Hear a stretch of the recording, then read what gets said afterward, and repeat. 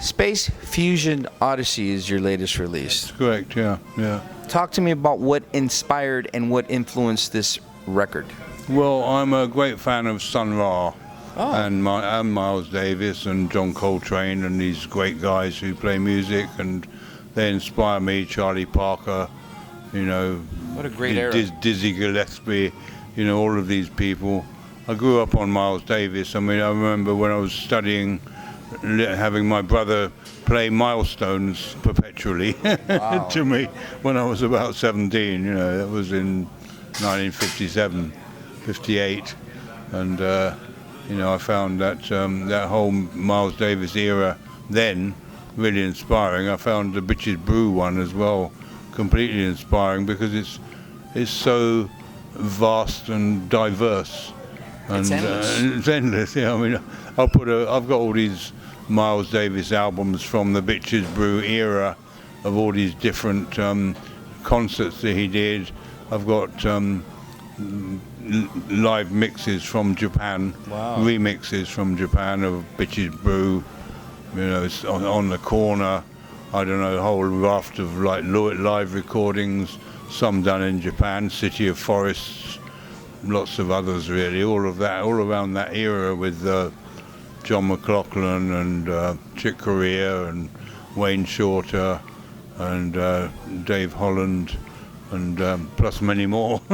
So is this why when you put on your new record, it has this whole trance that takes you on different dimensions? I hope so, yeah, I'd like to think so. Yeah. I mean, I just sort of go to sort of produce something that I think is groovy, that I would like to, in terms of live performance, I like to put on a show, the type of thing that I would like to see myself. If I go to see a band, I like to do something that I might like to, you know, experience. So that's really my motivation for the playing and what I'm doing. But isn't that also isn't it also the fact that this is what keeps you creatively alive, pumping, and the blood pumping through your heart? So, yeah, I think so. You're not following the mundane schedule. It's not a confined set. Yeah, no, I mean, people say to me, oh, have you ever thought about retiring?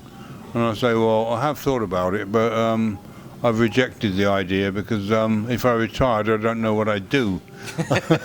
Because I'd still want to carry on doing what I'm doing now. Yeah, absolutely. I think retirement is a word that you should never have. Be that as it may, you've inspired, as I mentioned before, so many genres of music, including the heavy genre of music. I don't know if you follow so many genres. I don't know how you would follow so many. But this is interesting. I would say that you were one of the pivotal artists that not only, as I mentioned before, creatively expanded the vast of going in different directions, but you brought in the saxophone, you brought in the flute. You know, I hear that Jethro Tull gets credited for that, but you were before that. You were bringing that. I listened to Roland Kirk, and I think that Jethro Tull stole all his ideas from Roland Kirk. I'm glad that you said that. Do you find it interesting that the extreme side of music has been not only pivotally influenced by you and Hawkwind, but there's actually some bands like Voivod, for instance, that took the realm of creativity for a period of time, going in the genre of what you, again, innovated. I think it's fantastic. Yeah. Is it flattering for you? Yeah, it's very. I think I think, oh, it's great, but I don't stop there. I don't think, oh, that's great. Oh, I can stop now. I think I've got more to do. There's lots more out there to explore. It's all sort of like a sort of exploration of space, really. Yeah, it's never ending. All coming, yeah, that's right, never ending. How did you originally grasp the concept of creatively embracing space as a nucleus for your work? Well, I read lots of science fiction, pulp fiction, and stuff like that in the 50s. I grew up in a town near to where was an American Air Force base. So I hung out with all these young Americans and teenagers and pilots and all people like that. I was there sporting partners. I used to go play tennis with these guys. They're all pilots and stuff. I play tennis with them. I go cross-country running around the seawall. I live beside the sea. And I go swimming with them in the winter. These guys that were just as mad as me. And they used to give me all their old literature, Wow. all this sort of old pulp books, of all sorts of science fiction. Arthur C. Clarke and Isaac Asimov and Robert Heinlein and all the sort of classic stuff. What one terms as classic stuff now. Yeah. And that was how I got my education with those people, as well as with Robert Calvert, who was a good friend of mine. I grew up with, and he was very intellectual, into all sorts of science fiction and other fiction, Samuel Beckett and loads of people like that, and I just ate it up. I just loved it. But how did you keep yourself not being repetitive and mundane? Well, I just move on, really. I mean, I just, explore some genre or other, and then just move on, and not completely repeat the performance ad infinitum. Right. I like to do interesting things and explore all sorts of possibilities. I'm always open to anything, really.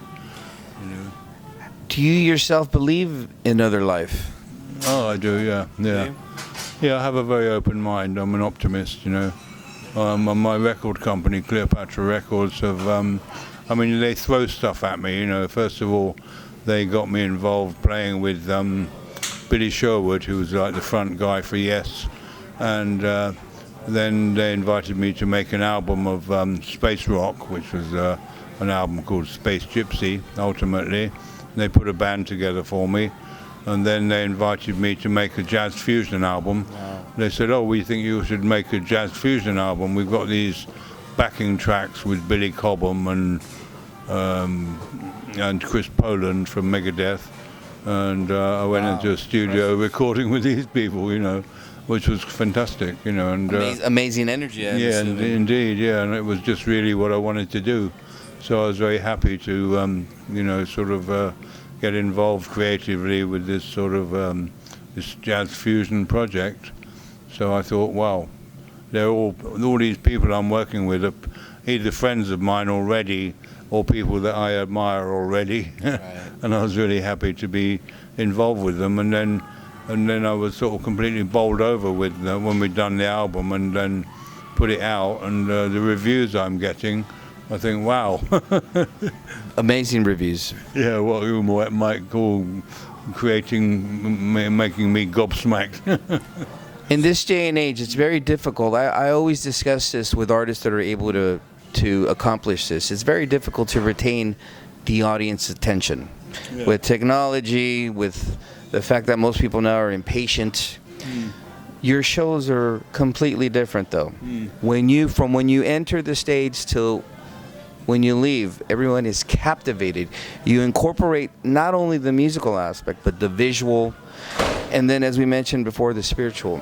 Yet, I've seen you numerous times. Each show is unique. How do you do that? Well, I've got a terrible memory. Is that how?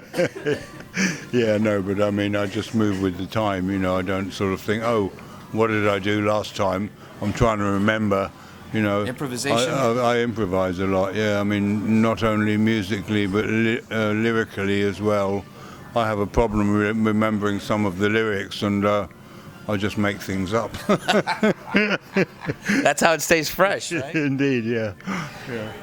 Nik Turner, as I mentioned before, is not only a pivotal artist in all genres of music, but it really displays the true artistic form of being able to do what he does. He's been doing this for over 40 years, and it's still fresh, still unique, still captivating.